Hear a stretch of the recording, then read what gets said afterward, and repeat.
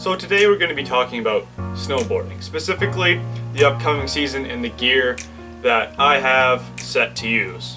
So this is my fall of 2014, spring of 2015 snowboarding gear bag. So I'm going to start off with some stuff that's technically not in the gear bag that you'd bring with you, but that is required for snowboarding. So what I've got here is my backpack that I usually use. So just like an undershirt that's nice and fuzzy, long sleeve. This is actually just by Remington because it's meant to for hunting, but it works great for snowboarding. And I have matching long johns with it. And then also in my backpack here I have what I use to actually record and do some recording snowboarding along with an extra tube is my GoPro Hero 3 Black Edition with the blackout case.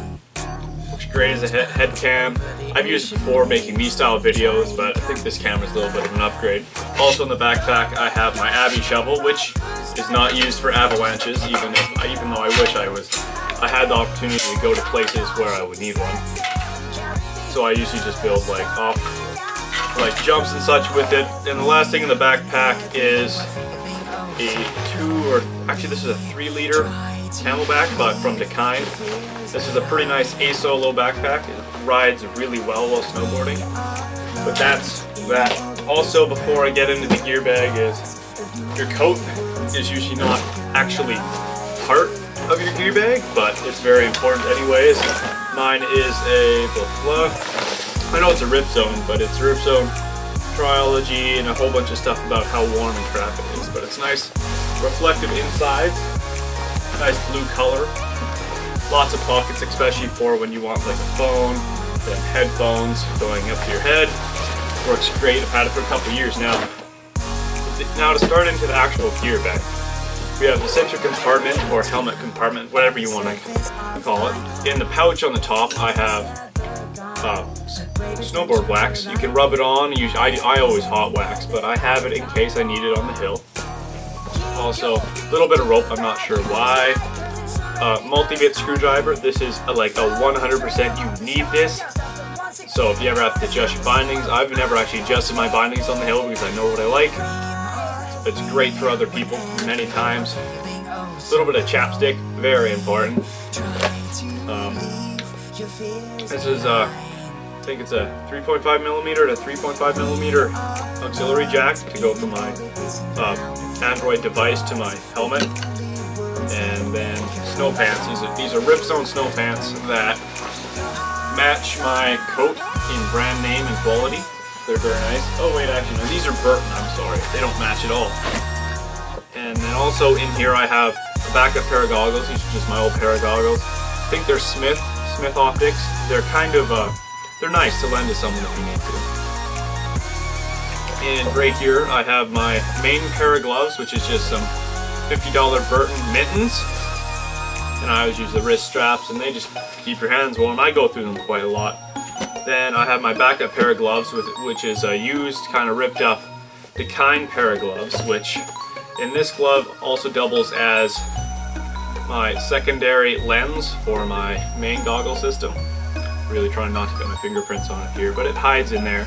It's nice and pretty, so it has yet to be scratched over a whole season. It's my backup lens, Android device, which I really don't care if I lose, because I do not want to lose my iPhone. And I have a toque, which usually goes inside my helmet, which when in storage covers these. My dye, I think these are, I'm not sure, I think these are T3. Dye T3 snow goggles. Dye, obviously, most people know Dye is a paintball company that also makes great snow optics, is what they call it. They're great. You can just pull the plastic part, switch the lens out, put the other lens, which is a nice storm lens, it's really light in. They've never fogged on me, they're absolutely great. Put those down carefully. And the last thing in the center compartment is my face mask, which is an air hole, and it is a nice monkey or gorilla, whatever you want to make out of that. It's really quite nice. Now, to close this main compartment off, just because I am a little bit like to be neat, we get into the main compartment here, which on the sides I usually have, when I'm going on trips and such, I will have my snowboarding boots. which inside a pair of socks. I have two pairs of these different colors. They're just Burton snowboarding socks, nice and fuzzy. But my boots are K2 Rakers. They have the boa on the front, which is my personal favorite, over laces. Then they have this constrictor style pull string, which tightens in the inner lining and pulls your heel back in, because the boa is not so good at that. So I really like these. They always are nice and warm, and they're a great performance or durability to cost ratio. You got other socks in here, and that's that. And for my actual snowboard, which I actually put a lot of money into, is a LibTech C2 Art of Flight special, like limited edition Art of Flight edition, which I didn't care for. It was just on sale, with a, of course, LibTech stomp pad, because some people would call me a fanboy, but life goes on. And I have, I think these are Union bindings. They are the Force by Union in nice light blue. They're aluminum frames, so they're absolutely great. But together, this board and binding setup costs about, I got it on sale for about $700 in a spring, or sorry, like a before season sale. But if you were to buy this right when they came out, it'd be like $1,800 2 years later, which is when I bought it, maybe $1,000 but I bought it on sale, so about $700. It was a really good deal, and I absolutely love it. It's 161.5 centimeters long, which goes along nicely with my height.